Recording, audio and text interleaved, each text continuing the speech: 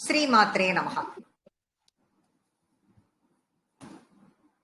புருஷார்த்த பிரதா பூர்ணா போகினி புவனேஸ்வரி அம்பிகாநாதிநிதனா ஹரி பிரம்மேந்திர சேவிதா நாராயணீ நாதரூபா நாமரூப விவர்ஜிதா ह्रीङ्कारी ह्रीमती हृद्या हेयो पादेयवर्जिता राजराजार्चिता राज्ञी रम्या राजीवलोचना रञ्जनी रमणीरस्य रणत्किङ्किणी मेखला रमा राकेन्दुवदना रतिरूपा रतिप्रिया व्रक्षाकरी राक्षसज्ञी रामा रमणलम्पटा काम्या कामकलारूपा कदम्बकुसुमप्रिया कल्याणी जगती कन्दा करुणा रससागरा कलावती कलालापा कान्ता कादम्बरी प्रिया वरदा वामनयना वारुणी मदविह्वला विश्वाधिका वेदवेद्या विन्ध्याचलनिवासिनी विधात्री वेदजननी विष्णुमाया विलासिनी புருஷார்த்த பிரதா பூர்ணா. புருஷார்த்த பிரதா அப்படின்னா புருஷார்த்தங்கள், 4 வித புருஷார்த்தங்கள். தர்ம அர்த்த காம மோக்ஷ அப்படின்போ. அததான் தமிழ்ல நம்ம என்ன சொல்வோம்? அறம் பொருள் இன்பம் வீடு அப்படின்னு தமிழ்ல நம்ம படிச்சிருப்போம். இதுதான் சான்ஸ்கிரிட்ல தர்ம அர்த்த காம மோக்ஷ. தர்மனா தர்மத்தின்படி வாழ்வது, அததான் தமிழ்ல அறத்தின்படி வாழ்வது. அர்த்தனாக பொருள், பொருள்னாக செல்வம். நமக்கு வேணுங்கிற செல்வம் இருந்தால் தானே வாழ்க்கைக்கு தேவையான செல்வம் நமக்கு வேணும், அதன்படி வாழ்வது. அதுக்கு தேவையானதுக்காக மட்டும் வாழ்வது. தர்ம அர்த்த காம. காமன்னா இன்பம். இன்பம்னா என்னென்னத்தை இந்த நாம எடுத்திருக்கிற இந்த பிறவியில நாம அனுபவிக்கிறோமோ அதுதான் இன்பம். அனுபவிக்கிறோம்னா வாழ்வியல்ல இருக்கிறதெல்லாம் கடமை.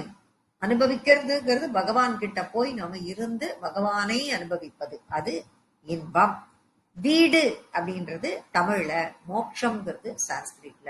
வீடு பேரு அடைதல் அப்படின்னு தமிழ்ல அதையே சொல்வோம் நம்ம, மோட்சத்தை அடைதல். இந்த 4 வித புருஷார்த்தம்.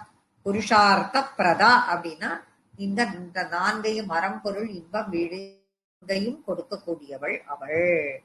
பூர்ணா, புருஷார்த்த பிரதா பூர்ணா. பூர்ணானா முழுமை, கம்ப்ளீட், நிறைவாக இருப்பவள். நிறைஞ்சிருக்கா, வீட்டுல எல்லாம் நிறைஞ்சிருக்கா அப்படின்னு கேட்டா நிறைஞ்சிருக்குன்னு ஒரு பதில் சொல்றோமோ இல்லையோ, அது மாதிரி நிறைந்து இருப்பவள். போகினி. போகினின்னா போக்கியங்களை, போக்கியத்தை தர்றது அப்படின்னா என்னன்னா நல்ல உலக அனுபவங்களை உங்களை கொஞ்சம் கொஞ்சமா அனுபவம் எல்லாம் உனக்கு கொடுத்து கொடுத்து உன்னை பட்ட தீட்டி மெருகேத்தி எல்லாத்திலையும் சுகமாக சுகஸ்வரூபமாக உன்னை வச்சு அவளும் சுகஸ்வரூபமாக உனக்கு காட்சி அளிப்பவள். புவனேஸ்வரி. புவனம்னா உலகம், இந்த உலகத்திற்கே ஈஸ்வரியாக இருப்பவள். அம்பிகா. அம்பிகா அப்படின்னா உலகத்தின், அம்பிகா அம்மா அப்படின்னு அர்த்தத்தை கொடுக்கிறது. உலகத்திற்கே தாய். மாதா, ஸ்ரீமாதா தான் ஆரம்பிக்கிறோம். அப்போ உலகத்திற்கே தாயாக இருப்பவள். அநாதி நிதனா. அம்பிகா நாதி நிதனான்னு இருக்கு இல்லையா, அம்பிகா அநாதி நிதனா அப்படின்னு நம்ம பிரிக்கிறோம். அநாதி நிதனானா அவளுக்கு ஆதியும் இல்லை அந்தமும் இல்லை அப்படின்னு அர்த்தம். ஆதியும் இல்லை அந்தமும். நிதனம்னா முடிவு. நிதனம் அப்படின்னாக்க முடிவு. முடிவும் இல்ல தொடக்கமும் அவளுக்கு இல்ல, ஆதியும் அந்தமும் இல்லாதவள் அப்படின்னு அம்பாளுக்கு ஒரு நாமம். அநாதி நிதனா. ஹரி பிரம்மேந்திர சேவிதா. ஹரி பிரம்மா இந்திர சேவிதா. ஹரினா நாராயணன், பிரம்மன்னா பிரம்மன், இந்திரன்னா தேவலோகத்தின் ராஜா இந்திரன், தேவலோகத்துக்கு அதிபதி இந்திரன். இவா 3 பேருமே ஹரி பிரம்ம இந்திர சேவிதா. இவா 3 பேருமே வணங்கத்தனும் எல்லாம் காத்தால இவளை வணங்கிட்டு தான் தொழில. இந்திரன்லாம் அம்பாளை வணங்கிட்டு தான் தொழிலையே ஆரம்பிப்பாங்க. அவளுக்குன்னு ஒரு டிபார்ட்மெண்ட் இருக்கு. அத அம்மா கிட்ட நமஸ்காரம் பண்ணிட்டு இனி தொழிலை ஸ்டார்ட் பண்றதுக்கு அவள்லாம் வருவா. சேவிக்க தகுந்தவள் அப்படின்னு அர்த்தம். வணங்கி கொண்டு இருக்கிறார்கள். அப்படி வணங்கப்படுபவள் தான் நாராயணி நாதரூபா, அப்படி வணங்கப்படுபவள் நாராயணி அப்படிங்கிற நாமம். நாதரூபா, நாதரூபம் அப்படின்னா நாத ரூபத்தில், நாத வடிவமாக. நாதம்னா இசை, இசை வடிவமாக. இங்க இசை நாதம் அப்படிங்கிறது என்ன? பிரணவம். நாதம்ங்கிறது பிரணவம், பிரணவ வடிவமாக அம்பாள் இருக்கிறாள். நாதமே வடிவமாக அப்படின்னா ஓம்காரமே வடிவமாக அவள் இருக்கிறாள் அப்படிங்கிற அர்த்தத்தை கொடுக்கும். இததான் நம்ம லலிதா திருசதியிலையும் நம்ம பார்த்தோம். நாம ரூப விவர்ஜிதா, அவளுடைய ரூபம், அவளுக்கு ஒரு ரூபம். அந்த ரூபத்தை எதனாலையாவது வர்ணிக்க முடியுமா? அந்த ரூபத்தை எதாலையாவது வர்ணிக்க முடியுமா? நான் வர்ணிக்கிறோம், விதவிதமா நம்ம வர்ணிக்கிறோம். வர்ணிச்சாலும் முழுமையா வர்ணிச்சோமான்னா இல்ல. நம்மளால எந்த ஒரு விதத்திலும், எந்த வர்ணத்திலும், எந்த நாமத்திலும் வர்ணிக்க முடியாதவள். அது அப்படின்னா என்ன அர்த்தம்னா, எந்த நாமத்திற்கும், எந்த உருவத்திற்கும், எந்த எதுக்குமே கட்டுப்படாதவள் அவள். எதுவுமே அப்படின்னா நாதமும் ரூபமும் எதுவும் இல்லாதவள் அப்படிங்கிற அர்த்தத்தை, நாமமும் ரூபமும் இல்லாதவள் அப்படிங்கிற அர்த்தத்தை அது கொடுக்கிறது. அம்பாளுக்கு என்னென்ன பெயர் இருக்கு? ஏன் இல்ல 1000 நாமம், அதை தான் நம்ம படிச்சுட்டு இருக்கோம். சகஸ்ர நாமம் அப்படின்னு நம்ம படிக்கிறோமே, என்ன இப்படி சொல்றீங்க அப்படின்னு நீங்க கேட்கலாம். அம்பாளுக்கு என்னென்ன பெயர் இருக்கு? 1000 நாமாக்களை சொல்றோம். அப்படி சொன்னப்புறம் எல்லா பெருமையும் நம்ம சொல்லி முடிச்சிட்டோமா? இப்ப 1000 நாமாக்கு இப்ப அர்த்தம் பார்த்துட்டு வரோம். ஒரு நாமாவுக்கு ஒரு அர்த்தங்கள் இருக்கிறது. இத்தனையும் சொல்லி முடிச்ச பிறகு இவ்வளவுதானா அம்பாளுக்கு பெருமை? இன்னும் இதை விட இப்படி சொல்லலாமா, அப்படி சொல்லலாமா? நம்மளுடைய கற்பனை இன்னும் மேலதானே பெருமாப்ப முழுமையாகுமா? வெறும் 1000 நாமாக்கள் தானே அவளுக்கு? அதெல்லாம் கிடையாது. அவளுடைய நாமாக்களை நம்மளால கவுண்ட் பண்ணவே முடியாது. அப்பேற்பட்டவள், அன்கவுண்டபிள் நாமாக்கள். 1000 தானேன்னு சொல்லி முழுசா வர்ணிச்சுட்டு அந்த 1000த்துல அவளை வர்ணிச்சிட முடியுமா அப்படின்னா அதுவும் நம்மளால முடியாது. அப்படி அத்தனை நாமங்களுக்கு மேல இருக்கிறதுனால நாமங்களுக்கெல்லாம் கட்டுப்படாதவள், அந்த 1000 ரூபங்களையும் நாமங்களையும் கொண்டவளாக இருக்கக்கூடியவள், அதையெல்லாம் மிஞ்சியவளாக இருக்கக்கூடியவள் லலிதாம்பிகை அப்படின்னு. அதனாலதான் சங்கரரே அவர் அப்படியெல்லாம் அம்பிகா நாராயணி நாமரூப விவர்ஜிதாவா நீ இருக்கக்கூடியவளா இருக்கியே, எல்லாவற்றிற்கும் இயல்பினளா இருக்கியே, நாமங்களுக்கெல்லாம் அப்பாற்பட்டவளா இருக்கியே அப்படின்னு சொல்லி பக்தர்களுக்கெல்லாம், ஒவ்வொரு பக்தர்கள் எப்படி எப்படிலாம் அவளை ரசிக்கிறாளோ அப்படி அப்படிலாம் இருக்கலாம். அப்ப நீங்க எத்தனை கோடி பக்தர்கள் இருக்கா அவளுக்கு? அப்ப ஒவ்வொருத்தரும் ஒரு விதமா அவளை கற்பனை பண்ணுவா. அப்படி பார்த்தா எந்த நாமத்துக்கு அவ அடங்குவோம்? எல்லாவற்றுக்கும் அவளுக்கு அந்தந்த பக்தர்களுக்கு தகுந்த மாதிரி அவள் இருப்பாள். பட் மீதி எந்த நாமங்களுக்கோ, எந்த உருவத்திற்கோ, எந்த நிலைக்கோ கட்டுப்படாதவள், எந்த குணங்களுக்கும் கட்டுப்படாதவள், எல்லாவற்றிற்கும் மேலானவள் அப்படிங்கிற ஒரு அர்த்தத்தை இது கொடுக்கிறது. அடுத்து ஹ்ரீங்காரி ஹ்ரீமதி. இந்த நாமாக்கள்லாம் எப்படின்னா ஹ்ரீம் ஹ்ரீம்ங்கிற மந்திர சக்தி உடையவை. அது அதுக்குள்ள இருக்கு, அந்த நாமத்துக்குள்ள மந்திர பூர்வமானவை. அதே வடிவெடுத்த மாதிரி தான் ஹ்ரீங்காரி ஹ்ரீமதி. இந்த ஹ்ரீம் என்னும் வடிவமாக இருப்பவள். ஹ்ரீம் அப்படிங்கிறது என்னன்னா, பஞ்சதசி மந்திரங்களை சொல்லும் பொழுது இந்த நாமாவையும் சேர்த்து சேர்த்து உச்சரிக்கிறோம். அப்படி உச்சரிச்சுட்டு வரும் பொழுது அந்த பஞ்சதசிங்கிறது தான் 15 எழுத்துக்கள் அக்ஷரங்கள் கொண்டது. பஞ்சதச அக்ஷரி அப்படின்னு பேரு. அதிலிருந்து ஒரு எழுத்துக்கும் தான் 20 நாமாக்களாக 300 நாமாக்கள் இருக்கிறது. திருசதியில நம்ம பார்த்துட்டு வரோங்கிறதும் உங்களுக்கு எல்லாருக்கும் தெரியும். அதில் உள்ள அந்த பஞ்சதசி மந்திரத்தின் அடக்கமாக இந்த நாமா இருக்கிறது, ஹ்ரீங்காரி என்பது. ஹ்ரீமதி அப்படின்னா லஜ்ஜை, லஜ்ஜையை கொண்டவள். அம்பாளுக்கு போய் லஜ்ஜையா? லஜ்ஜம்னா நாணம் அப்படின்னு எல்லாருக்கும் தெரியும். லஜ்ஜன்னா என்னன்னா நாணம், வெட்கம் அப்படின்னு சொல்றோம்ல, அது. அம்பாளுக்கு போய் வெட்கமா? அவ எதுக்கு நாணம் படணும்? அவ என்னத்துக்கு? லஜ்ஜை அப்படிங்கறத நம்ம பலவித அர்த்தம் சொல்லலாம். லஜ்ஜைக்கு அடக்கம் அப்படின்னு ஒரு வார்த்தை கொடுக்கலாம், ஆர்ப்பாட்டம் இல்லாத நிலைமை அப்படின்னு சொல்லலாம், நாணம் அப்படின்னு சொல்லலாம், அப்புறம் மென்மை அப்படிங்கலாம். இது நம்ம அம்பாளுக்கு ஒரு நமஸ்காரம் பண்ணும் பொழுது என்ன சொல்லி நமஸ்காரம் பண்றோம்? சில இடங்கள் சப்தசதின்னு ஒண்ணு இருக்கு. சப்தசதி அப்படின்னு, திரிசதினாக்க 300, சப்தசதினா 700. அதுல ஒரு சொல்லும் பொழுது யாதேவி சர்வபூதேஷு லஜ்ஜாரூபேண சம்ஸ்திதா நமஸ்தஸ்யை நமஸ்தஸ்யை நமஸ்தஸ்யை நமோ நமக. நம்ம 8 மட்டும் சொல்லி சஹஸ்ரநாமம் சொல்லிட்டு பூஜையெல்லாம் முடிச்சு கற்பூர தீபாராதனை பண்ணதுக்கு அப்புறமா நமஸ்காரம்னு சொல்லிட்டு அம்பாளை 8 நாமாக்களை 8 ரூபத்தை மட்டும் சொல்லி நமஸ்காரம் பண்ணிட்டு இருக்கோம். ஆனா இங்க இத்தனை ரூபங்கள் இருக்கு, அதுல லஜ்ஜா ரூபம்னு இருக்கு. அந்த லஜ்ஜா ரூபமாக இருக்கக்கூடியவள் அவளையும் நமஸ்கரிக்கிறேன்னு சொல்லிட்டு சொல்லக்கூடிய இந்த நாமா அதுக்கு கிளீனா என்னன்னு கொடுத்திருக்காருன்னா நாணத்தோடு கூடிய அடக்கமானவள். அதுக்கே அடக்கம்னு ஒரு பேரு, நாணம்னு ஒரு பேரு, ஆர்ப்பாட்டம் இல்லாதவள்னு பேரு அப்படின்லாம் இருந்தாலும் இங்க கொடுக்கறது நாணத்தோடு கூடிய அடக்கமானவள் அப்படிங்கிற அர்த்தத்தை கிரீமதி அப்படிங்கிற நாமாக்கு கொடுக்கிறார். கிரீமதி கிருத்யா.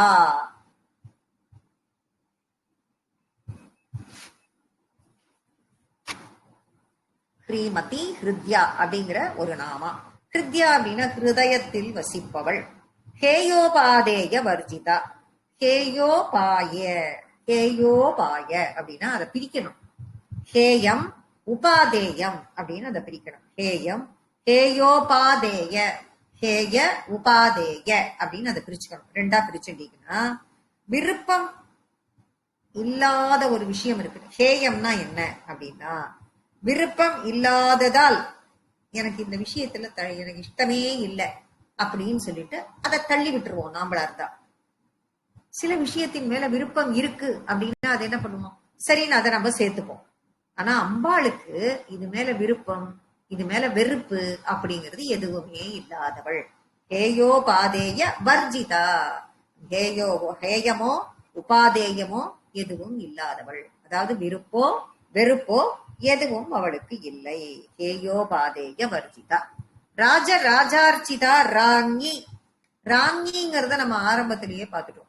ஆரம்பத்திலேயே என்னன்னு பார்த்தோம், மகாராஞி அப்படிங்கிற ஒரு நாமாவை நம்ம பார்த்தோம். ஸ்ரீமாதா ஸ்ரீ மகாராஜி. மகாராஜினாக்க ஆளக்கூடியவள், ஆளுமையில் உள்ளவள் அப்படிங்கிற நாமாவை நம்ம ஆரம்பத்திலேயே நம்ம பார்த்தோம். அந்த ராணி அந்த நாமம் தான், மகாராணி அந்த நாமம் தான் இங்க மறுபடியும் வருது. ராஜராஜார்ச்சிதா. இப்ப ராஜராஜன் அப்படிங்கிறது நம்ம யாருக்கு கொடுக்கலாம் அப்படின்னு பார்த்தா ராஜராஜன் அப்படிங்கறது நம்ம 2 பேருக்கு கொடுக்கலாம். புராணப்படி இது 2 பேருக்கு பொருந்தும் அப்படின்னு சொல்லப்படுகிறது. அப்ப யார் அந்த 2 பேர் அப்படின்னு பார்த்தா ஒருவன் மனு, இன்னொருத்தன் குபேரன். மனு, குபேரன், சந்திரன் இவர்கள் எல்லாமே அம்பாளினுடைய உபாசகர்கள், அம்பாளை உபாசிப்பவர்கள். உபாசிக்கிறவான் ஒரு 12 பேர் இருக்கா அப்படின்னு நம்ம முன்னாடியே சொல்லியிருக்கோம். அந்த சொன்ன அந்த 12 பேரில் மனு, குபேரன், சந்திரன். ஏன் மனுவுக்கு ராஜராஜன்? மனுவுக்கு தான் ஏற்கனவே மனுன்னு ஒரு பேர் இருக்கு, அவனையே ராஜராஜன் அப்படின்னு சொல்லணும் அப்படின்னு பார்த்தால் மானிட இனத்திற்கே தலைவன் மனு. மனு மானிட இனத்திற்கு தலைவன், அதனால் அவன் ராஜராஜன். மானிட இனத்தின் தலைவனாக இருப்பதால் ராஜராஜன். அப்ப குபேரனுக்கு அப்படின்னு பார்த்தா நவநிதிகளுக்கும் தலைவன். குபேரன் கிட்டதானே அவ்வளவு இருக்கு பொக்கிஷங்கள், நவநிதிகளுக்கும் தலைவன், அதனால அவனும் ராஜராஜன் அப்படின்னு இந்த இடத்துல சொல்றார். ராஜராஜார்ச்சிதா அப்படின்னு சொல்லும் பொழுது மனுவாக இருந்தாலும் சரி, குபேரனாக இருந்தாலும் சரி, அதாவது மனு நமக்கு தலைவன், அவ்வளவுதான். அப்ப நமக்கு அவனுக்கு கீழே நம்ம எல்லாம் இருக்கோம் அப்படின்னா எல்லார்கிட்ட இருக்கிற ஆத்மாக்கள், மனிதர்களிடம் இருக்கிற யாரா இருந்தாலும், மானுட ஆத்மாக்களாக இருந்தாலும் சரி, குபேரனாக இருந்தாலும் சரி, யாரா இருந்தாலும் சரி, எல்லாராலும் அர்ச்சிக்கப்படக்கூடியவள் அப்படின்னு அர்த்தம். ராஜராஜார்ச்சிதா, ராஜராஜ அர்ச்சிதா அப்படின்னு அதை பிரிக்கணும். அப்ப அந்த ராஜராஜன்னா யாரு அப்படின்னா 2 பேரை மட்டும் எடுத்து நீங்க எக்ஸ்பிளைன் பண்ணிருக்கா. அவர்களால் அர்ச்சிக்கப்பட தகுந்தவள், அவளே மகாராஜி அப்படின்னு கொடுக்கிறார். ரம்யா. ரம்யானா ரொம்ப அழகா இருப்பான், ரம்யமானவள், அழகானவள். ராஜீவ லோச்சனா. ராஜீவம்னா தாமரை, லோச்சனான்னா கண்ணு, தாமரை போன்ற கண்ணை உடையவள், மென்மையான கண்கள் படைத்தவள். ரஞ்சனி. ரம்யான்னா இனிமையை தருபவள், ரஞ்சனின்னா பக்தர்களுக்கு ஆனந்தத்தை தருபவள். ரம்யான்னா இனிமை, அழகு, ரஞ்சனின்னா ஆனந்தம், ஆனந்தத்தை கொடுக்கக்கூடியவள். ரஞ்சனி ரமணி ரஸ்யா. ரமணின்னா விளையாடுறவளும், பக்தர்களோட விளையாடுபவள், விளையாட்டா பழகிறவோ, ஜாலியா பழகிறவோ.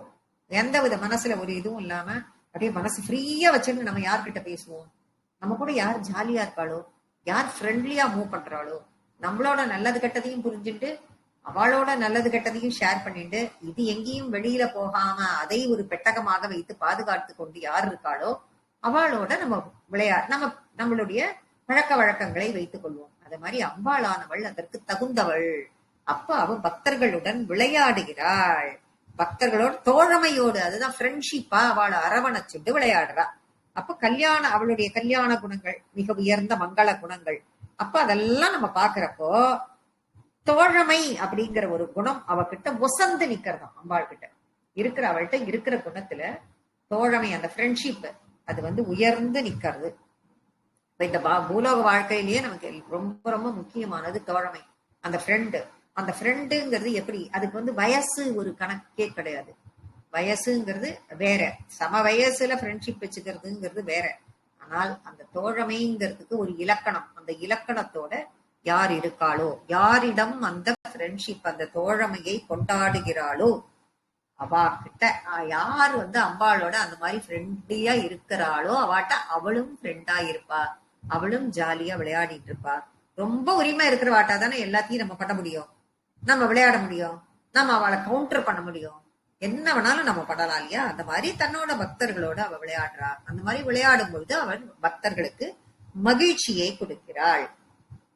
அப்ப இததான் கம்பர் கம்பன் வீட்டு கட்டுத்தறியும் கவி பாடும் அவருடைய கவி இதுல எழுதுறார். தாமுள வாக்கலும் நிலை பெறுத்தலும் நீங்களும் நீங்களா அழகிலா விளையாட்டுடையான் அப்படிங்கிறார். உளவாக்கல் அப்படின்னா என்ன அர்த்தம்னா படைக்கிறது. உளவு ஆக்கல், ஆக்கல் அப்படிங்கிற தொழில் உங்களுக்கு தெரியும். ஆக்கல். நிலை பெறுத்தல் அப்படின்னா காக்கிறது. தாமுள வாக்கலும் நிலை பெறுத்தலும், ஆக்கல் காத்தல் வந்துட்டா. நீக்கலும், அடுத்தது நீக்கல், அழிக்கிறது. நீங்களா அழகிலா விளையாட்டுடையான். அதாவது என்ன சொல்றாருன்னா, சிருஷ்டி ஸ்திதி லயம் இந்த மூன்றையும் ஒருத்தர் நிகழ்த்துகிறார். அத மேல இருக்கிற பரபிரம்மம் நடத்தும் பொழுது அவர் யாருன்னே அதுல கம்பர் குறிச்சிருக்காரா, பேர் ஏதாவது போட்டிருக்காரா அப்படின்னு பார்த்தா இல்ல. அப்ப அது யார்? எல்லாருக்கும் மீறிய ஒரு சக்தி, அந்த சக்தி தான் பரபிரம்மம். இந்த மூன்றையும் அவர் விளையாட்டா, அவ ரொம்ப ஈஸியா விளையாட்டா விளையாடிடுறா. அந்த பரபிரம்மமா இருக்கக்கூடிய இப்ப சக்தி நம்ம பேசக்கூடிய இந்த லலிதாம்பிகை ரொம்ப அழகா ரொம்ப ஈஸியா விளையாட்டு அழகிலா, நீங்களா அழகிலா விளையாட்டுடையான்னா ரொம்ப ஈஸியா ஜஸ்ட் லைக் தட் அவ பாட்டுக்கு விளையாடிட்டு போயிட்டே இருக்கா அப்படிங்கிறார். கொஞ்சம் சிரமமே இல்லை அவளுக்கு, அனாயாசமா விளையாடிட்டு போயிட்டே இருக்கா. அவாதான் எல்லாத்திற்கும் தலைவர். அந்த தலைவருக்கு பேர்லாம் கொடுக்கல, யார் அதை ரொம்ப ஈஸியா எடுத்து விளையாடிட்டு போயிட்டே இருக்காளோ அந்த தலைவராக இங்கு நியமிக்கப்பட்டவள் தான் லலிதாம்பிகை அப்படின்னு சொல்லப்படுகிறது. ரஸ்யா அப்படிங்கிற நாமாக்கு என்ன அர்த்தம்னா எல்லாராலும் ஆராதிக்கப்படுபவள், எல்லாராலும் பூஜிக்கப்படுபவள். ரஸ்யான ரசஸ்வரூபமானவள். அப்படியே கருணா ரசம் பொங்கினவள், சிருங்கார ரசம் பொங்கினவள். அந்த ரசஸ்வரூப் நவரசமும் கொண்ட ஒரு தோழியாக நமக்கு இப்பதான தோழமைங்கிற வார்த்தையை பார்த்தோம், நமக்கு இருக்கிறாள். எல்லாராலும் ஆராதிக்கப்படக்கூடியவள். ரணக்கிங்கிணி மேகலா. ரணக்கிங்கிணி, கிங்கிணி, கிங்கிணின்னா என்ன? மேகலான்னா என்ன? மேகலை. மேகலைன்னா என்ன? இடுப்பில் போட்டுக் கொள்ளக்கூடிய ஒரு ஆபரணம், ஒட்டியானம்னு சொல்லுவோம், அதுக்கு மேகலைன்னு சொல்லுவோம். அந்த ஆபரணத்துல கிங்கிணி கிங்கிணி அப்படின்னாக்க அதுல கோத்திருக்கக்கூடிய அந்த மணிகள். நீ நடக்கும் பொழுது அது என்ன சத்தம் கேட்குது? அது சத்தம் கேட்டுக்கொண்டு இருக்கிறது. அப்படி ஒரு சத்தத்தை இன்பமாக காதுக்கு கேட்கும்படி அணிந்து கொண்டு அவளுடைய நடை ஒய்யாரமாக இருக்கும் அப்படிங்கறத உணர்த்தது அந்த நாமா. ரணக்கிங்கிணி மேகலா. ரமா ராகேந்து வதனா. ரமா ரம்யமானவள் அப்படின்னு சொல்ற திருநாமம். லக்ஷ்மி, ரமானா லக்ஷ்மி அப்படின்ற ஒரு அர்த்தம். ரமானா லக்ஷ்மி அப்படிங்கிற லக்ஷ்மி ஸ்வரூபமானவள். ராகேந்து வதனா, ராக இந்து வதனா அப்படின்னு அதை பிரிக்கணும். இந்து சந்திரன், எல்லாருக்குமே தெரியும். இந்து அப்படின்னா சந்திரன். வதனா, வதனம் முகம். அப்ப சந்திரனை போன்ற முகத்தை உடையவள். ராகங்கள், அப்ப ராக இந்து வதனா. அப்ப ராகன்ற ஒரு வார்த்தை இருக்கே, அது என்ன அப்படின்னா ராக அப்படின்னு ராகங்கள்லாம் என்னன்னா சந்திரனோட கலைகள். அந்த சந்திரனோட கலைகள் நிறைந்த பூர்ண சந்திரனை போன்ற ஒரு முகம் அம்பாளுக்கு. அப்ப அபிராமி பட்டரே அம்பாளை அப்படியே எப்படி மனசுக்குள்ள வச்சு வச்சு வச்சு தியானிச்சுட்டே இருந்தார். அப்படி தியானிச்சவருக்கு அமாவாசையே பௌர்ணமியா தானே தெரிஞ்சது. அப்பேற்பட்டவர் அப்படி ஒரு பௌர்ணமி சந்திரனை போன்ற முகத்திற்கு பௌர்ணமி சந்திரனே வெட்கி தலைகுனியும் அளவுக்கு பிரகாசத்தை கொண்டவள் அப்படிங்கிற அர்த்தத்தையும் அது கொடுக்கிறது. ரமா ராகேந்துவதனா ரதி ரூபா. ரதி ரூபா ராகேந்துவதனா அப்படிங்கிறது நம்ம அழகான ரூபம், நிலவை போன்ற ஒத்த முகம்னு சொல்லியாச்சு. இப்போ முகத்தை தானே சொல்லியிருக்க. ரதி ரூபாவாச்சு அப்படின்னா ரதியினுடைய வடிவத்தை கொண்டவள்ங்கிறார். யார் அது ரதி? மன்மதனின் மனைவி ரதி. ஏன் அப்படி மன்மதனின் ரதி மனைவி அப்படின்னு சொல்லும் பொழுது பார்க்கும் போதே பரவசத்தை தரக்கூடியதாக இருக்குமாம் ரதியின் வடிவம். அந்த பார்த்தா கண்ணு எடுக்கவே முடியாது, அந்த மாதிரி இருப்பலாம் ரதி. அதே போல அம்பாள் மேல நம்ம கண்ணை வச்சோம்னா பார்த்துட்டே இருக்கலாம் போல் இருக்கும். கண்ணா விட்டு நகரவே முடியாது. அம்பாளுடைய அம்பாளை பார்த்தா பார்த்துட்டே இருக்கணும், கண்ணு நகர்த்தவே முடியாது, அந்த மாதிரி இருப்பாள். அப்பேற்பட்ட ரூபம் அது ரதி ரூபா. ரதி பிரியா, ரதி ரூபமாக இருக்கக்கூடியவள் அதே சமயத்தில் ரதி பிரியாவாகவும் இருக்கிறாள். அப்படி ஏன் அப்படி ரதி பிரியான்னா ரதிக்கே பிரியமாக இருக்கிறாள். எந்த ரதி மாதிரி அழகா இருக்கா அம்பாள்னு ஒரு நாமத்துல சொல்லமோ அடுத்த நாமத்திலேயே அந்த ரதிக்கே பிரியமானவளாக அம்பாள் இருக்கிறாள். ஏன் அந்த ரதிக்கு பிரியமானவளா அம்பா இருக்கா அப்படின்னா மன்மதனை எரிச்சுட்டார் சிவபெருமான் அப்படின்னு உடனே அந்த மன்மதனை எழுப்பி ரதியின் கண்களுக்கு மட்டும் தெரியும்படி செய்தாள் அல்லவா. அதனால் ரதிக்கு பிரியமானவளாக இருக்கிறாள். ரக்ஷாகரி, எல்லோருக்கும் ரக்ஷத்தை, ரக்ஷம் அப்படின்னா காப்பாற்றுகிறாள் எல்லாரையும். ரக்ஷணை அப்படிங்கறத தொழிலாகவே கொண்டவள், எல்லாரையும் மகாராஜி அப்படின்னு சொல்லிட்டோம் இல்லையா. அப்போ காப்பாற்றும் தொழிலையே காப்பாற்றுவதையே தொழிலாக கொண்டவள் அப்படின்னு வச்சுக்கலாம். ராட்சசங்கி அப்படியே என்டையர்லி டிஃபரெண்ட்.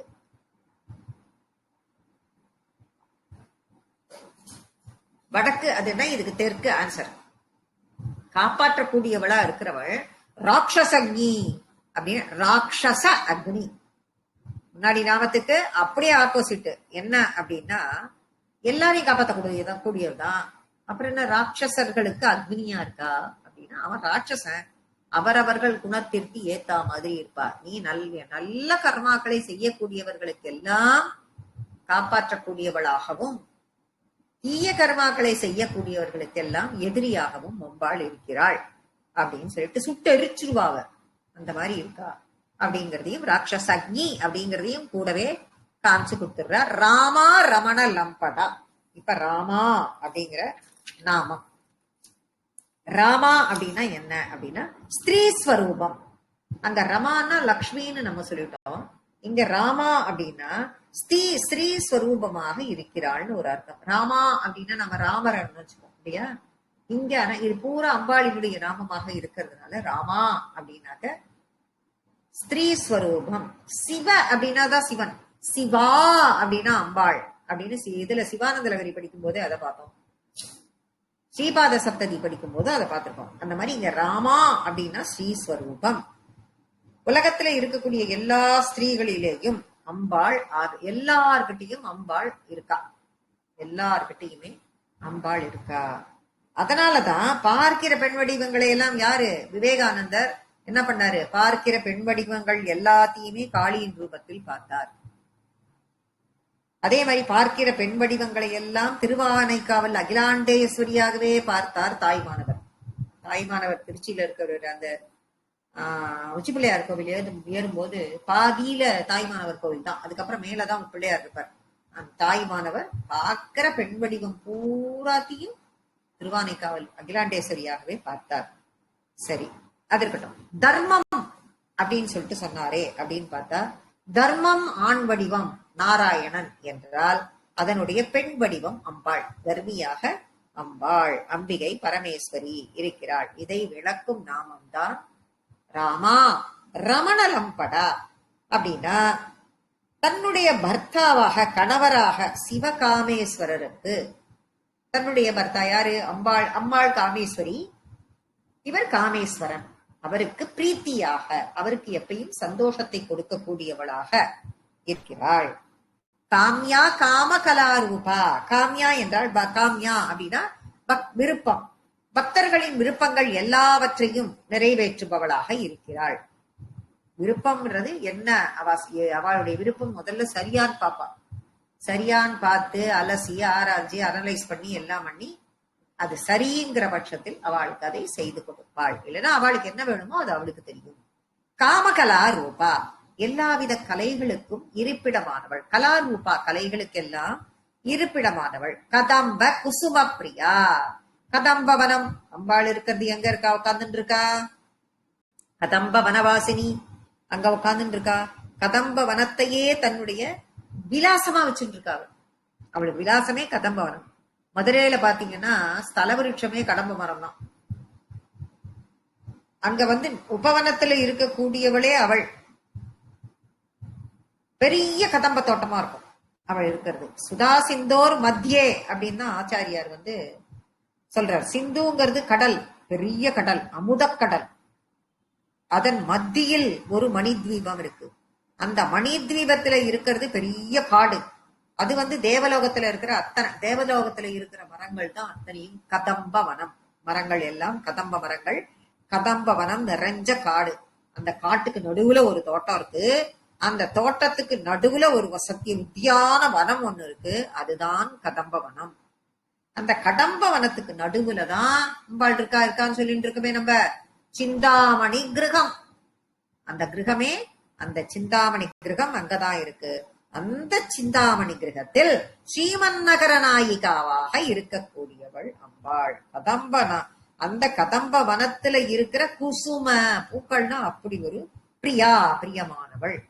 அதனால்தான் அங்க போய் நடுவுல உட்கார்ந்து அந்த வாசனைகளை எல்லாம் அனுபவிச்சுண்டு, அந்த வாசனைகள், அந்த பூக்களிலிருந்து வரக்கூடிய நறுமணத்தை எல்லாம் அனுபவிச்சுட்டு அதில் பிரீத்தியாகி அது கதன் மீது அன்போடு இருப்பவள், ரொம்ப விரும்புபவள் அப்படின்னு அர்த்தம். கல்யாணி, மங்களங்களை தரக்கூடியவள், மங்களஸ்வரூபமாக இருப்பவள். ஜெகதி கர்த்தா. ஜெகதி, ஜகத். ஜகத் அப்படின்னா உலகம். ஜெகதி கண்டு, இந்த உலகமே அண்டம், முதல்ல பெரிய பிரம்மாண்டம், அதை ஒட்டச்சுட்டு தானே எல்லாம் வருது. அந்த அண்டத்தின் வடிவமா முதல்ல அவ இருக்கா. கந்தம் அப்படின்னா ஸ்வரூபம். ஜெகதி கந்தா அப்படின்னா ஒரு ஸ்வரூபம். ஸ்வரூபம் அப்படி கந்தா ஒரு பொருள் இருக்கு. ஜெகத்தின் கந்தம் என்றால் என்ன அர்த்தம்? ஜெகத்தினுடைய கந்தம்னா என்ன? உலகத்தினுடைய சிருஷ்டி. ஃபர்ஸ்ட் சிருஷ்டிக்கு ஸ்வரூபமா அவ இருக்கா. அந்த அண்டத்திலிருந்து பிளந்துண்டு வரணும். பிளந்துண்டு வரும் பொழுது சிருஷ்டி உண்டாருது. அப்ப சிருஷ்டிக்கு காரணகர்த்தாவாக இருக்கக்கூடியவள். அப்போ முழுமை செய்வது ஜெகதி கந்தா அப்படின்னா இந்த பிரம்மாண்டத்திலிருந்து இந்த சிருஷ்டி உண்டாக்குறதுக்கான முழுமையை செய்பவள் அவள். ஜகத்திற்கு சிருஷ்டிக்கு காரணமாக இருப்பவள் அப்படிங்கிற நாமத்தை அது கொடுக்கிறது. கருணா ரசசாகரா அப்படின்னா கருணை கடலாக இருக்கிறாள். கருணை ரச சாகரா. சாகரம்னா கடல், கருணைன்னா கருணை. அம்பாளினுடைய கண்ணிலிருந்தே கருணாரசம் பொங்கி வந்துட்டு இருக்கு. அது கடலா பெருகி ஓடுறது அப்படின்னு அர்த்தத்தை அது கொடுக்கிறது. கலாவதி, கலைகளுக்கெல்லாம் இருப்பிடமானவள். கலா லாபா, கலைகளை வெளிப்படுத்துபவள். கலைன்னா என்ன? நாம கலைகள் அப்படின்னு சொல்பவை எல்லாம் என்னன்னா, நாம இனிமையா பேசினோம்னா அந்த பேச்சே ஒரு கலை. நாம நிதானமா நிறுத்தி வச்ச மாதிரி பாக்கிறதுக்கு கண்கொள்ளா காட்சியா ரசிச்சு ரசிச்சு ஒரு கோலம் போட்டோம்னா அதுவே ஒரு கலை. என்ன பேச்சு பேசுறா பாரு, என்ன அழகா பேசுறா பாரு அப்படின்னு அந்த பேச்சை ஒருத்தர் ரசிக்கிறானா உன்கிட்ட அது கலை, அதுவே கலை. நீ செய்யும் சமையல் அதுல ஈடுபாட்டோடு பகவன் நாமாக்களை எல்லாம் சொல்லிக்கொண்டு எல்லோருக்கும் நல்லது நடக்க வேண்டும் என்ற பரிபூர்ணமான எண்ணத்தோடு சமைக்கக்கூடிய சாமாயாலும் ஒரு கலையே. அம்பாளே மருந்து. அம்பாள் அவ்வளவு மருந்துகளையும் ஔஷதத்தையும் அதில் போட்டு கொடுக்கிறாள். அவளுக்கு காமிச்சு விட்டு அந்த சாதத்தை எல்லாம் அவளுக்கு காண்பித்தால் அவள் நமக்கு அதை பிரசாதமாக நமக்கு கொடுக்கிறாள். அவள் கண்ணாலதான் பார்க்க போறா, அவள் சாப்பிட போறது இல்ல. அவளுக்காக கொண்டு நம்ம நீட்டுறோம். அவ கண்ணால பார்த்து கடைக்கண் காட்சி தான் அதுல கொடுக்கிறா. அதுல அப்படி நீஞ்சி இவ்வளோத்தையும் நம்ம பண்ணி இது பண்ணும் பொழுதும் கொஞ்சம் கொஞ்சம் எங்கேயாவது நெகட்டிவ் அதையும் அழிச்சிடுவா. அப்ப இன்னும் பிரசாதமாக 100% நமக்கு ஃபுல்லா நமக்கு கிடைக்கக்கூடியது. இப்படி வெளிப்படுத்தக்கூடியது. அப்படி அவளுடைய பேச்சே பேச வேண்டாம், கண்ணால பார்த்தா அதுவே ஒரு கலை. அப்பேற்பட்டவள் அப்படி நமக்கு எத்தனை விதமான கலைகள் இருக்கிறதுன்னு மொழிய வாயால பேசினாதானா அப்படின்னு சொல்லிட்டு அப்படி மொழிகளே ஒரு கலைகளாக அவள் கொடுக்கிறாள் நமக்கு. காந்தா, காந்தி அப்படின்னால அப்படியே பளிர்ந்து ஒளி வீசுற மாதிரியா ஒரு அழகு. காதம்பரி பிரியா அப்படின்னா, காதம்பரி பிரியானா பிரியம் கொண்டவள் அப்படின்னு தெரியும். காதம்பரி அப்படின்னா மிக உயர்ந்த தேன், மிக உயர்ந்த தேன், அந்த தேனின் மீது ரொம்ப பிரியம் கொண்டவள். இப்படி பலவிதமான நாமங்கள். இதை காதம்பரின்னு பேர் வைக்கிறோம், குழந்தைகளுக்கு எல்லாம் கல்யாணின்னு பேர் வைக்கிறோம், காதம்பரின்னு பேர் வைக்கிறோம், காந்தான் பேர் வைக்கிறோம், ரமான் பேர் வைக்கிறோம், கலாவதின்னு பேர் வைக்கிறோம். எத்தனை பேர் இப்படி அவளுக்கு அவ்வளவு நாமங்கள். அத்தனை நாமங்களையும் நம்ம சொல்லிட்டே வர வர வர வர மாள முடியல. அப்படி ஒரு அழகு, அப்படி ஒரு அழகு. அப்படி வர்ணிச்சுட்டே வந்தா வரதா அப்படின்னு அடுத்த நாமம் வருது.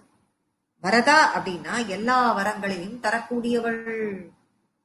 லலிதா சகஸ்ரநாமத்துல வரக்கூடிய இந்த நாமம் வரங்களை எல்லாம் தரக்கூடியவர்கள். பக்தர்கள் என்ன கேட்டாலும் தரக்கூடியவர்கள், கேட்காவிட்டாலும் தரக்கூடியவர்கள். ஏன் கேட்காட்டா தரல, கேட்டுதான் தருவாளா அப்படின்னு திமிரோட நம்ம இருக்கமா? இல்ல இல்ல, கேட்காட்டாலும் உனக்கு இந்த சமயத்தில் இது தேவை என்று அறிபவள் அவள். இந்த சமயத்தில் நீ உனக்கு தேவை என்று நினைத்தாலும் உனக்கு அது தேவையில்லை என்று அறிபவளும் அவளே. அதனால அவள் வரதா. எந்த நேரத்தில் எது உனக்கு தேவை என்று நினைக்கிறாளோ அதை அவள் தருவாள். அவள் வரதா. நீ கேட்பதை தருவாள் அப்படின்னா, நீ கேட்டது கரெக்டான நேரத்துல கேட்டிருக்க, உனக்கு அது தேவைன்னா அதையும் தருவாள். அப்படிங்கிற நாமம் வரதா. வாமநயனா, நயனான்னா கண்ணு. வாமநயனா அழகான கண்களை கொண்டவள். அம்பாளினுடைய அழகான கண்களை கொண்ட அம்பாள் நேரெல்லாம் பார்க்கவே வேண்டாம். அவள் கடை கோடி, அப்படியே கோடி கடாட்சம், அப்படி கடைக்கண் பார்த்தென்னை காத்தருள் மீனாட்சி தான். கடைக்கண் பார்வை இருந்தா போதும். கடைக்கண் பார்வை அது போதுமே. எத்தனை பாட்டு இருக்கு இதுல. தமிழ் படிக்கிற பாட்டுக்களே நிறைய இருக்கு. அவ்வளவு அப்பேற்பட்ட வாமநயனா. அம்பாளுக்கும் அம்பாளையும் விஷ்ணுவையும் எடுத்துனா, இது கடைக்கண் பார்வை அது போதுமேன்னு பாடுறது கிருஷ்ணர் பார்த்து பாடுறோம். கடைக்கண் பார்த்தென்னை காத்தருள் மீனாட்சின்னு பாடுறது அம்பாளை பார்த்து பாடுறோம். அம்பாளுக்கும் மகாவிஷ்ணுவுக்கும் ஒரே மாதிரி நரம்தான், ஒரே மாதிரி ராகம், ஒரே மாதிரி ரூபம், ஒரே மாதிரி நிறம். அதனால் அவர் நாராயணி. இவள் யாரு? பத்மநாப சகோதரி.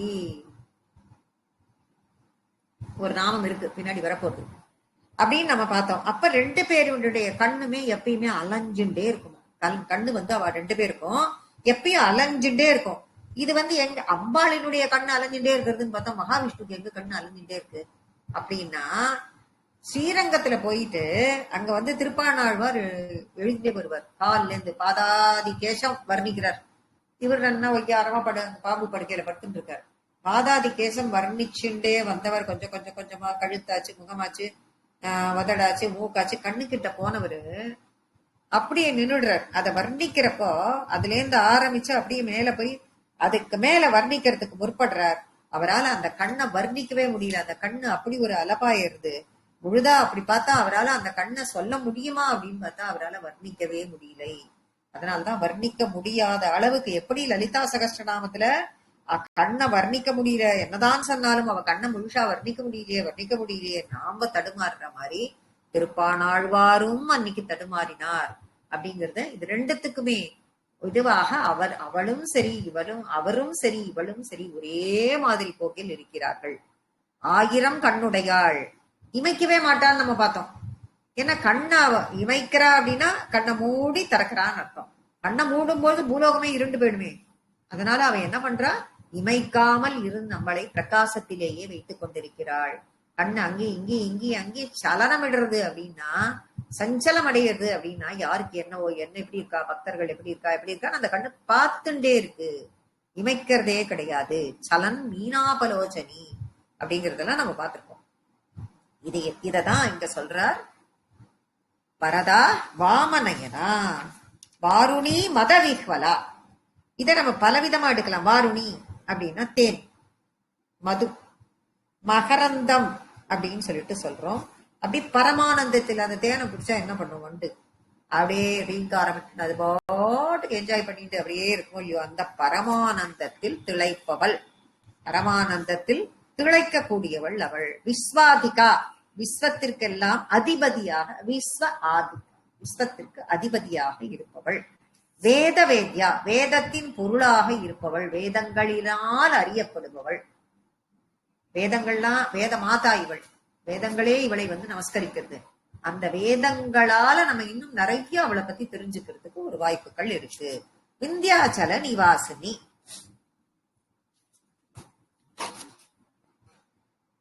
விந்தியாச்சல நிவாசினி அப்படின்னா விந்தியாச்சலம், விந்தியா அச்சலம் அப்படின்னா விந்தியாச்சலம் அப்படிங்கிறது ஒரு மலை. அந்த மலையில் வசிக்கக்கூடியவள் நிவாசினி. வாசினி வசிக்கக்கூடியவள். அப்ப ஒரு காலத்துல விந்திய மலை ரொம்ப உயரமா இருந்ததுன்னு சொல்வா. விந்திய மலை ரொம்ப உயரமா இருந்தது. மலைத்தொடர்கள்ல இருந்தே ரொம்ப ரொம்ப பழசு அது. அந்த பழசு எதுன்னா ரெண்டு தான். ஒண்ணு விந்திய மலை, இன்னொன்னு அருணாச்சலம். இந்த திருவண்ணாமலை நம்ம சொல்றோமே இப்போ அதேதான்.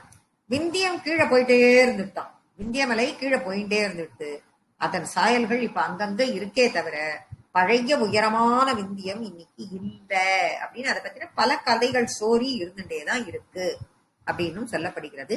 அந்த விந்தியாச்சல நிவாசினி, அந்த விந்தியாச்சலத்தில் அந்த விந்திய மலையில் வசிக்கக்கூடியவள். ரொம்ப அழகா இருக்கும் அங்க இருக்கிறம்பா. யாராவது வாய்ப்பு கிடைச்சா போய் பார்த்துட்டு வாங்க. விதாத்ரி. விதாத்ரினா உலகத்தை தாங்குபவள். வி பிளஸ் தாத்ரி அப்படின்னு எடுத்துக்கணும். அது விசேஷமான தாய் அப்படின்னு ஒரு அர்த்தத்தை கொடுக்கிறது. சிசுவை ஒரு குழந்தை முதல்ல கர்ப்பம் தரிக்கிறோம். அதற்கு பிறகு அது 10 மாதம் வயிற்றில் தாங்குகிறோம். அப்புறம் தக்க நேரத்தில் தக்க பருவத்தில் அந்த குழந்தை வெளிவருகிறது. அப்படி வெளிவருவதனால் விதாத்ரி விசேஷமான தாய் அப்படிங்கிற ஒரு அர்த்தம். அப்ப உலகத்தையே தாங்குபவள். நாம ஒருத்தர் ஒரு குழந்தைய இது பண்ணும்போது இப்படி அவ இந்த உலகத்திற்கு பூரா ஜெகத் ஜனனி. அப்ப இந்த உலகத்திற்கு பூராத்தையும் தாங்குபவள் அவள். சிறப்பாக போஷிக்கிறாள், எல்லாரையும் நல்ல விதமாக போஷிக்கிறாள் அப்படின்னு சொல்லிட்டு இந்த நாமாவுக்கு அர்த்தத்தை சொல்லலாம். அதனால்தான் மாதா ஜனனி அப்படிங்கிற நாமம்லாம் அவளுக்கு இருக்கவே. விதாத்ரி வேத ஜனனி. வேத ஜனனின்னா வேதங்களுக்கெல்லாம் தாய், வேத மாதா. வேதங்களே உண்டு, அவதான் உண்டு பண்ணினா. அந்த அவளுடைய மொழியே வேதங்களாக முகிழ்ந்தன அப்படின்னு சொல்லிட்டு சொல்றது. அப்படி இருக்கக்கூடிய வேத ஜனனியானவள் விஷ்ணுமாயா, விஷ்ணுமாயாவாகவும் இருக்கிறாள். மறுபடியும் விஷ்ணு, திருப்பி திருப்பி விஷ்ணு. விஷ்ணு இப்ப மாயையையும் கொடுத்து அதே சமயத்தில் காப்பாற்றவும் வேண்டும். இப்ப உலகத்தை நடத்துறதுக்கு மாயை அவசியம். மாயை இருக்கும் பொழுதுதான் ஒண்ணும் பிரிஞ்சு பிரிஞ்சு வருது. அதுல இருந்தான் எல்லாமே வருது, முக்குணங்கள் வருது, எல்லாமே வருது. அப்ப ஜீவனுக்கு மாயை இல்லைன்னா இந்த உலகத்துல சராசரி விஷயங்கள் நடக்கவே நடக்காது. சராசரி விஷயம் நடந்தாதான் இந்த உலகத்தை காப்பாற்றவும் முடியும். அதனால இந்த மாயையை தர வேண்டிய அவசியமும் அவளுக்கு இருக்கிறது. அதனால அவள் இது எங்க இருந்து கிடைச்சது? விஷ்ணு கிட்டே இருந்து. விஷ்ணு மாயா, விஷ்ணுவிலிருந்து வருவதாக கணக்கு. அதனால விஷ்ணு மாயா அப்படிங்கிற ஒரு நாமம். விஷ்ணுவின் சொரூபமாகவே அம்பாளும் இருப்பதால் விஷ்ணு மாயாவாக அவளே இருக்கிறாள் அப்படிங்கிற அர்த்தத்தை கொடுக்கிறது. பல பெருமாள் கோவில்ல பாத்தீங்கன்னா துர்கை இருப்பா. சிவன் கோவில்ல தான் துர்கை எல்லா சிவன் கோவில்கள்லயும் இருப்பா. சில இடங்கள்ல பெருமாள் கோவில்லையும் துர்கை இருப்பாள். விஷ்ணு துர்கையாக அவள் இருப்பாள். அங்கே யோகமாயாதான் விஷ்ணு துர்கையா இருக்கா அப்படின்னு சொல்லப்படுகிறது. போனீங்கன்னா அதையும் நீங்கள் பார்க்கலாம். விஷ்ணு மாயா விலாசினி, அனைத்து குணங்களுக்கும் விலாசமாக, எல்லா குணங்களும் விலாசமாக, குணங்கள் எல்லாத்தையும் முக்குணங்களையுமே விலாசமாக அந்த குணங்களுக்கெல்லாம் அப்பாற்பட்டவளாக திகழ்கிறாள். இப்ப விலாசம் என்பதை விளையாட்டு அப்படின்னு எடுத்துக்கலாம். நம்ம விலாசம் அப்படின்னாக்கா அட்ரஸ் அப்படின்னு ஒரு அர்த்தத்தையும் கொடுக்கும். அந்த அட்ரஸ் அப்படிங்கிற அர்த்தத்துக்கு போகக்கூடாது. விளையாட்டு, இந்த 3 குணங்கள் எல்லாம் இவள் விளையாடுவாள். ஆனா அவகிட்ட அது எதுவும் ஒட்டாது. இந்த 3 குணங்களுக்கும் அப்பாற்பட்டவள் அவள். சர்வ விளையாட்டுமே அவள் தானே, எல்லா விளையாட்டுமே அவள் தானே, எல்லாத்தையும் செய்பவள் அவள். ஆனா எதிரையும் ஒட்ட மாட்டாள். எதிரையும் அவளுக்கு அட்டாச்மெண்ட்ங்கிறது எதுவுமே கிடையாது. அப்படி இருக்கக்கூடியவள், முக்குணங்களுக்கெல்லாம் அப்பாற்பட்டவள் அப்படின்னு சொல்லப்படுகிறது. அப்பேற்பட்டவள் அம்பாள் அப்படிங்கறத நாம புரிஞ்சுட்டு விஷ்ணு மாயாவாக அவள் இருக்கிறாள் அப்படிங்கிறதையும் நம்ம தெரிஞ்சுட்டு இன்னைக்கு கிளாஸ் நம்ம இதோட முடிச்சுக்கிறோம்.